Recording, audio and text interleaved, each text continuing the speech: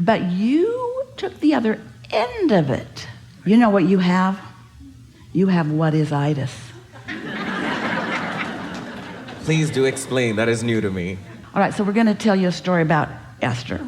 Big surprise, because she's with us all the time and she gives us permission. So they all flew to Rome to get on a ship to go to Greece. And a lovely hotel, and Esther took a shower. They were going to go see some fun things in Rome that day. And she left her hair clip in the shower, so she went back to get it. And she ran a little late, not thinking about the marbles in her bag, really, feeling a little tense about time, a little worried about meeting up with everyone, a little unhappy that it was so really, really hot. And she stepped into the shower, grabbed her clip and her shampoo and her conditioner, and then stepped out of the shower into a puddle of water. It's all right, she's alive. And fell hard onto the toilet. Ow. So, that happened. Don't you feel better now? In other words, Esther's a good creator, but she's not deliberate all the time. She didn't segment intend. And she had some stress things. She worried because there were hundreds of people coming to meet her on the cruise. And the day before they were all flying in, the entire country of Italy decided to have a 24-hour airline strike. Not the entire country, just the flying in part. And so they moved their flights and scrambled around, and they weren't great flights. They were far less good flights than they had originally booked. They had to stop in places they didn't want to go and stay longer than they meant to stay. And then Esther multiplied it by the hundreds of people that were coming with her, and she thought, sorry guys, I've invited you into a nightmare. Sort of get what's going on? Esther had what is itis. She was focused on things she couldn't control, trying to control things she couldn't control. She forgot she's not the law of attraction. She forgot she's not the stage manager, in other words. And so in that, she didn't pay attention and she hurt her back bad. Nothing's broken, hardly. It hit her in her most rubbery place. No shoulders were broken, no collarbone was broken, her head is still intact. She didn't hurt her tailbone, just that rubbery place with ribs in it. Now, we have a reason that we're telling you this. She learned something. Mostly she learned that what is really painful.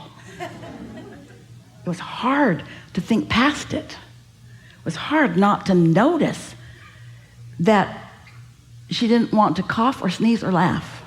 What is was so painful. Well, sometimes it's emotional pain. Sometimes it's broken rib pain. Sometimes it's broken heart pain. Here's the part that we really want you to hear. She had a few days to stay in her hotel room. She could get really comfortable if she didn't have to move. And then she had one day on the ship, a hard day getting to it, one day on the ship before the first seminar. Yikes. And she came out onto the stage.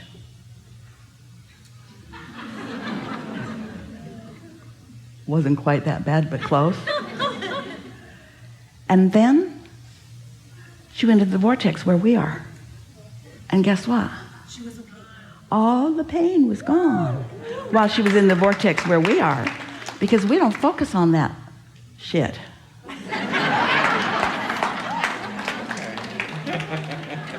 You can go there too. And then she remembered years ago when they first moved to Texas, she had to take a driver's test, and she looked into the little thing and she couldn't read it. And they said, well, you'll have to go get some glasses, come back, and then you can read it. And Esther said, Abraham, can you read that? So we did. So here's what we are suggesting to all of you, is that there is what you call a now reality. And there is a vortex reality. And Esther used to say to Jerry, I think I'll just go be Abraham. I think you would like to live with Abraham. Abraham is so smart and so nice all the time.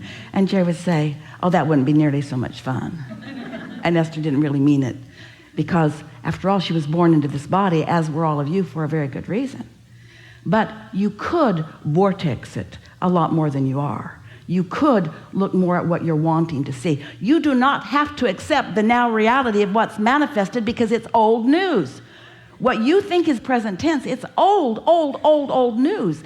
The money in your bank is old. What's in the vortex is new. You've been writing us for years. How do I get the money out of the vortex and into my bank account? Marble it. Appreciation, feeling good, looking for reasons to feel good. Now we know this has got to sound like crazy talk. It has to sound crazy to human realists who are taking score of everything that is.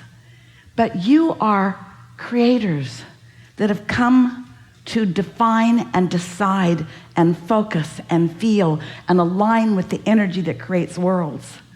And masters of your world have figured it out, and geniuses of your world have figured it out, and religious teachers and healers of your world have figured it out. And Esther figures it out every now and again for a minute. And what she figured out on this particular trip is that there's all kinds of discomfort that we have come to accept that we don't have to. You don't have to accept the burden of not enough of anything, because enough of everything is there for you. You just have to focus a little differently, and not all at once, but little by little. And so we think that the wonderful silver lining in this experience for Esther is that she's much more attentive to her thoughts, because discomfort is discomfort, whether you call it physical pain, or whether you call it fear, or whether you call it anger. When you don't let yourself be who you have become, that tension within you is awful. And do you know, in sickness or in injury, there's nothing going on except a tension within you from what you want, and as much of it as you're letting in any moment. And Esther had no idea. She did not know. She knows. She stood on these stages for years, since 1987. Lots of them. Lots of them. One a week for sure, for all of those years. And she knows what it's like to feel the clarity of Abraham pouring through her. Look at this. She's got full motion. She's got full motion. Her daughter said, how'd you get that cream on your back? And Esther says, I have a long arm. And now she has 2 long arms. In other words, this has not been that long. Now, she's not going to do this when we're not in control. Maybe she will. But, Thank you. Yeah.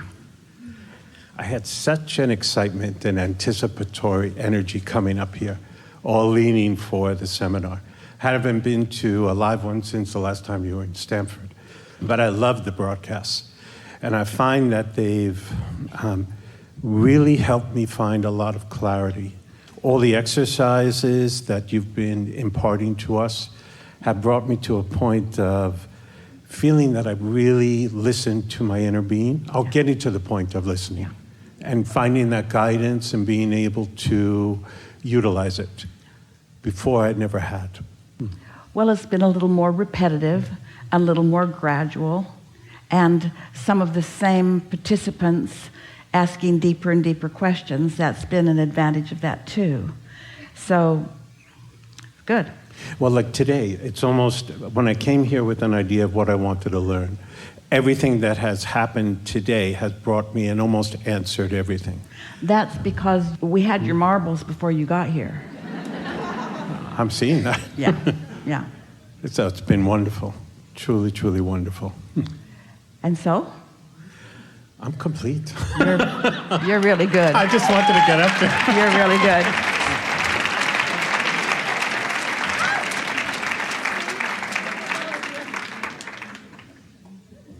Hi again.